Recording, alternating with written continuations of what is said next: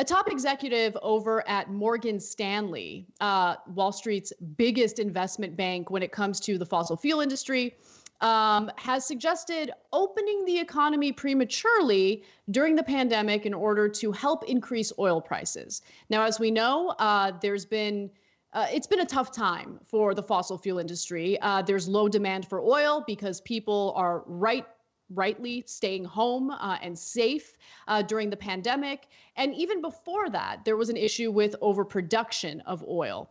Now, there was a meeting that oil industry lobbyists had in late April 22nd, with Morgan Stanley. And they were just kind of talking about what they can do to help the oil industry out. You know, what can we do to influence Congress to maybe bail out the oil industry? What can we do to maybe change the way we're responding to coronavirus? And what you're about to hear is sound from one of the oil industry lobbyists who went to this meeting or was on the phone during this meeting. He's a former congressman. His name's Lamar Smith. And of course, a longtime Republican who received lots of donations from the oil industry when he was a lawmaker, turned around and serves as a lobbyist for the oil industry now. And check out what he suggested in his portion of the call. We have the crisis we have isn't just one of overproduction, it's also one of underdemand. And we're never going to really solve the crisis, any form of the crisis, I don't think, until we both reduce the impact that it's going to have on healthcare and the economy both. We have to increase the demand, and that means get the economy back on its feet. And we have to look out for the energy industry, which is so essential to our national security and so essential to our economic well-being. So there's Lamar Smith. I'm not surprised that he would want the country to open back up as someone who's representing the oil industry. But then you hear from a Morgan Stanley analyst right after Lamar Smith speaks. And here's what the analyst had to say. I agree with your last point there, and that the underlying issue here with what's going on in oil markets is really a demand issue, and that the demand's not there to consume the fuel that we're producing. And to really fix that sustainably, you need to begin to reopen the economy and increase consumption. The shorter-term band-aids or fixes that we've seen so far, such as the OPEC supply cut, ultimately are positive on the margin, but don't fix the underlying issue.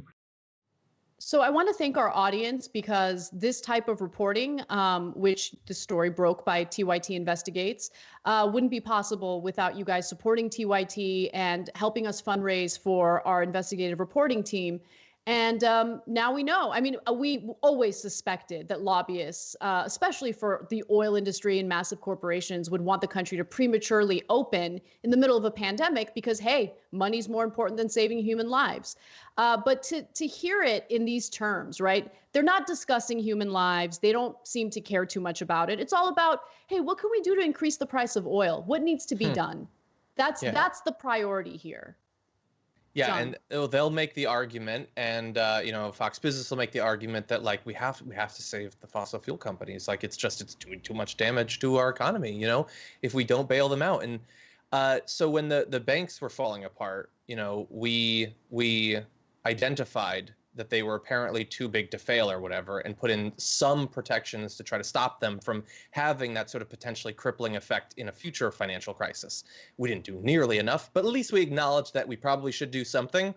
Okay, so we already know that fossil fuel companies are doing as much as they can to kill as many Americans, as many people around the world as possible, wrecking our environment and all of that, the countless millions of deaths every single year from cardiovascular disease and things like that. Now they're admitting that as long as they remain a significant part of our economy, that they are a potential disaster waiting to happen. So they're going to bail them out. There's not going to be anything attached to it, no strings. They're just going to hand them billions of our dollars. But what there should be is, okay, we're going to temporarily make you solvent, and now you are going to follow this particular model that is going to wind you down and take you out of the economy in the next 5 years or 10 years or 15 years or whatever. You are simply too dangerous to the economy to allow to continue to exist, especially if we need to be continually propping you up.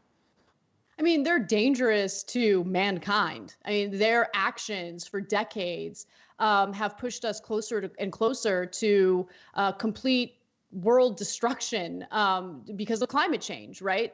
And when I say world destruction, the planet will continue, but it'll be we won't be able to live on it, right? They have no problem with that. They have no problem with the increasing number of people around the world dying because of this pandemic. They don't even care about Americans, right? Like the way people used to think was, oh, well, I mean, American executives at least kind of care about like American lives, right? No, they don't. They don't care at all. It's very clear from what we heard in that conversation. And I just want to note that there have been states that opened prematurely. And what did we experience in those states? Well, TYT Investigates also notes that 3 states that reopened, Texas, Tennessee, and Florida, have reported spikes in coronavirus cases. A 4th, Mississippi, luckily, paused its reopening after a spike in cases there. And it should also be noted that Lamar Smith was a bad guy even when he was in Congress. That was clear. So he was one of the participants on that call. You heard him in the first clip. And he has a long record as a climate change skeptic and currently lobbies on behalf of a group with its own history of climate change denial that is packed by the fossil fuel industry. You guys should definitely check out the full story. We'll put a link in the description box below. Excellent work by TYT Investigates. Thanks for watching the Young Turks. Really appreciate it. Another way to show support is through YouTube memberships. You'll get to interact with us more. There's live chat emojis, badges. You've got emojis of me, Anna, John, JR. So those are super fun. But you also get playback of our exclusive member-only shows and specials right after they air. So all of that, all you gotta do is click that join button right underneath the video. Thank you.